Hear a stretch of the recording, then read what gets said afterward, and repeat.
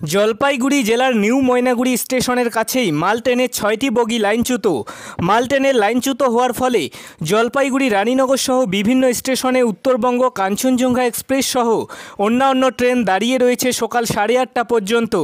দুর্ঘটনার কবলে পড়া ফাঁকা মাল ট্রেনটি এনজিপি স্টেশনের দিকে যাচ্ছিল। সকালে নিউ ময়নাগুড়ি স্টেশনের কাছে লাইনচ্যুত হয়, যদিও এখনও পর্যন্ত রেল কর্তৃপক্ষের বক্তব্য পাওয়া যায়নি। বললাম দাদা, আপনার নাম? আমার নাম অমিত দাস। আপনার বাড়ি কোথায়? বাড়ি এই যে রেললাইনের পাশে।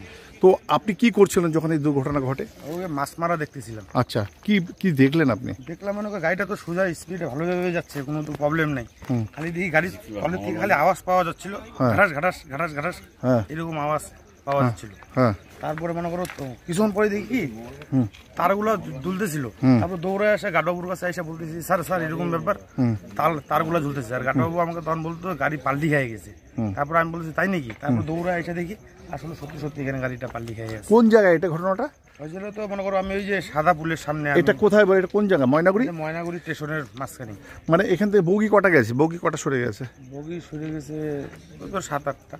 মানে ইঞ্জিন আলাদা হয়ে গেছে? হ্যাঁ, ইঞ্জিন আলাদা হয়ে গেছে, পিছনের গাডাবুর সেটা আলাদা। আর যে ইলেকট্রিক পোলগুলো আছে ওগুলো ভেঙে পড়ে গেছে।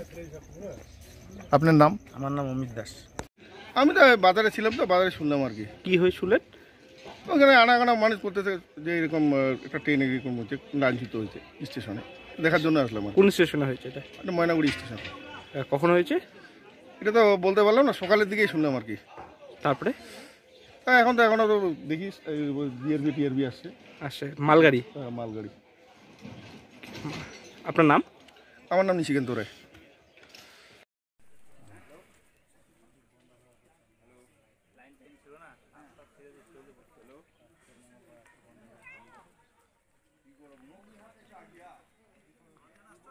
হ্যাঁ,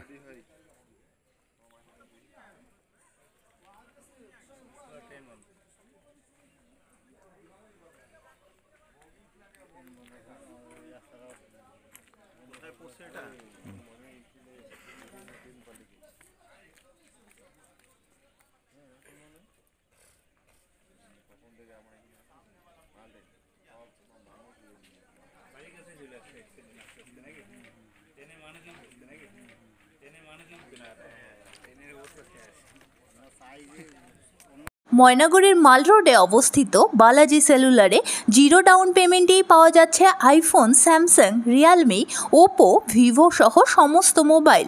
পুজো উপলক্ষে দুর্দান্ত ক্যাশব্যাক অফার ও গিফট দেওয়া হচ্ছে।